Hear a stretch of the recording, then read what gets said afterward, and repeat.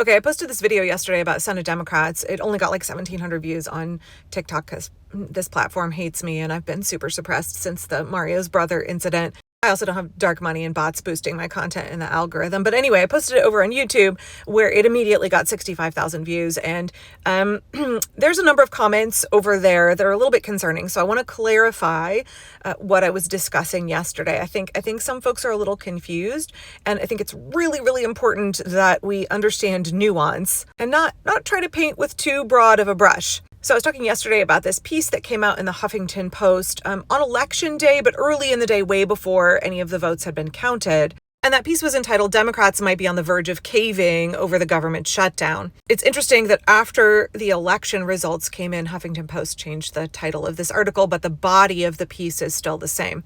My initial video was like, we need to all call our Democratic senators and tell them to hold the line for the 51,000 Americans who will die every single year, according to a Senate finance report, if the Republicans get their way with repealing the ACA subsidies and taking away Medicaid from 14 million people. Right? Like Democrats are holding the line for the healthcare of tens of millions of people, the lives of tens of thousands of people every year. And it just made no sense to me that, in this article, they were talking about how some Senate Democrats are getting cold feet already, and they're discussing the idea of having a floor vote on this issue with no guarantee from the Republicans. Like the Republicans have been lying all year. Listen to Mike Johnson. Everything that comes out of his mouth is a complete lie or an obfuscation or feigned ignorance. Why would you trust the Republicans to come to the floor and vote in any way that you are wanting? Like it made no sense to me. I was like, this is not the way. I understand people are getting cold feet.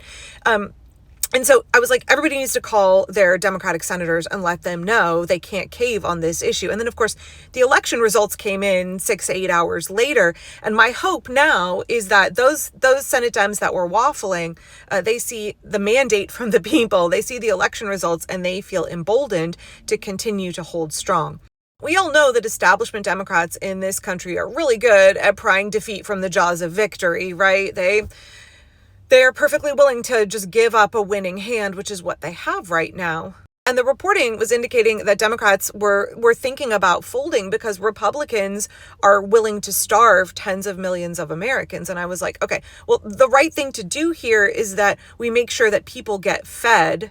Don't give in to the threats and intimidation of the regime and sacrifice healthcare for tens of millions of people. We don't fold and lose the only advantage we have had all year to defend democracy and to defend American lives. Okay, so the comments on that video, y'all. Okay, first of all, thank you to everybody who was willing to call your senators. But I got so many comments on that video that were like, this is why I'm never voting for a Democrat again, or like, I'm changing my registration to independent, or vote them all out. Tons of comments that were like, vote every last one of them out. And this is what I'm just really, really encouraging y'all. Could we please have some nuance? There are plenty of Democrats in the House and the Senate who have consistently been fighting for American democracy, who have consistently been holding the line. And we've watched a number of them get more aggressive, kind of wake up to smarter and smarter tactics, be willing to employ those tactics, be willing to be more and more tenacious. In fact, in that video, I referenced both of my senators, Jeff Merkley, who I think is fan-fucking-tastic, and Ron Wyden, both of whom have been fighting for democracy, who have been willing to make big moves. Ron Wyden is the ranking member on the Finance Committee who released that report letting us all know how 51,000 Americans will die every year if the Republicans get their way when it comes to healthcare cuts. Ron has also led a more than 3-year-long investigation into Jeffrey Epstein's financial transactions, and he delivered the report from that to Pam Bondi back in April, I think, letting the world know there's more than 4,000 financial leads that the Trump regime refuses to investigate. Jeff Merkley just did a 22-hour-long filibuster-style speech on the floor of the Senate. Jeff has been making the rounds of all of the media. He has been making sure to let everybody know this is an authoritarian takeover, and he's doing everything he can from his position in the Senate and as an American to push back against this.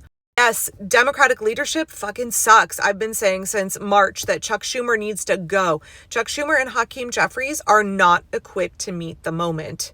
They don't represent everybody in the caucus.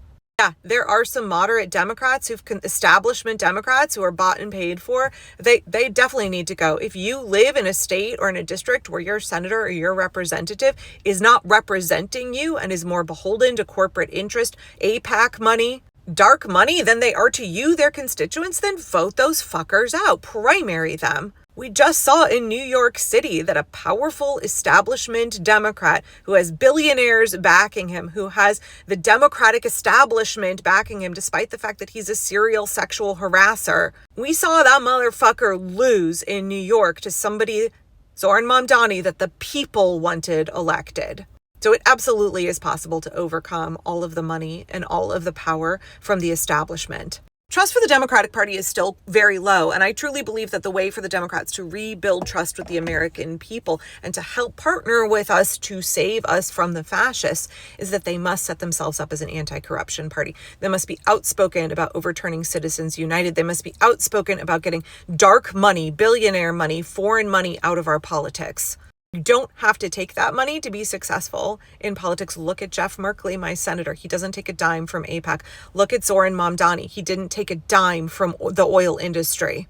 Right, the amount of corruption in the Trump regime is obscene. It's all shakedowns, quid pro quos. It's all bribes. It's all grifts. It's all how the super wealthy are enriching themselves off of our backs with our tax money. There's that list of all those businesses that gave Donald Trump money to rip down the East Wing of the White House, to build his disgusting ballroom that we do not need. That's the kind of corruption and grift that is happening in Washington right now. And the American people do not like it. The problem is that they think that a lot of establishment Democrats are also just as corrupt, because they fucking are.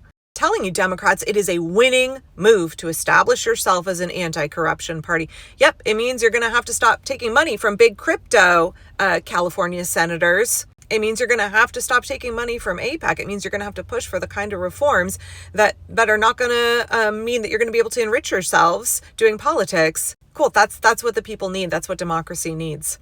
Okay, sorry to get on that tangent, but I want to push back a little bit here against all of the people saying, I'm going to change to independent. I'm never voting for a Democrat again. Vote them all out. Nope.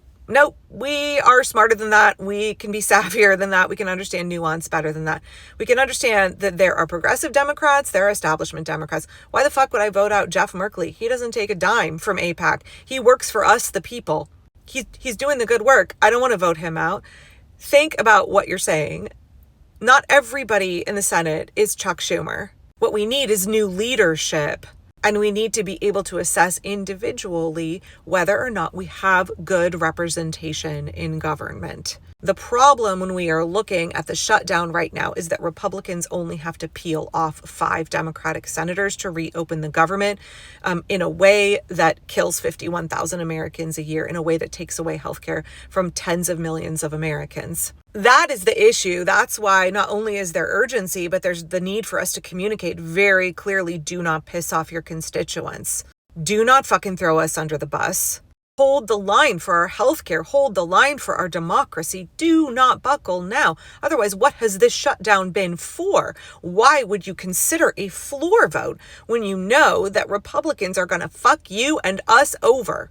Donald Trump has said he will only negotiate with Democrats after y'all vote to reopen the government. Yeah, he's never going to negotiate with you once you give up your only piece of leverage. Unfortunately, we have seen all year long that there are Democrats in the House and the Senate who are willing to peel off, that are willing to vote with the Republicans in a way that hurts democracy. They think it is going to be politically advantageous to them. We need to make sure they understand it will be politically devastating for them to continue to vote with the fascists. We need a united opposition party. That's what I was trying to communicate in that video. Not that every Democrat is ready to fold, but that there are voices, they were even mentioned in that article, who are like, maybe we should go for a floor vote. While others are saying, I'm not fucking trusting the Republicans as far as I can throw them. Why would we do that? They're not unified, but the problem is they don't have good leadership under Chuck Schumer. He's not capable of leading them and holding them together. And honestly, here's the other thing. even if they were all holding the line great and staying fast, we all still should be calling them every day and saying, thank you. Thank you for continuing to hold the line for us. Thank you. They need to hear positive affirmations from us. We need to tell them when they're doing a good job, as well as criticizing them when they're thinking about waffling and failing us. But stop painting with a brush.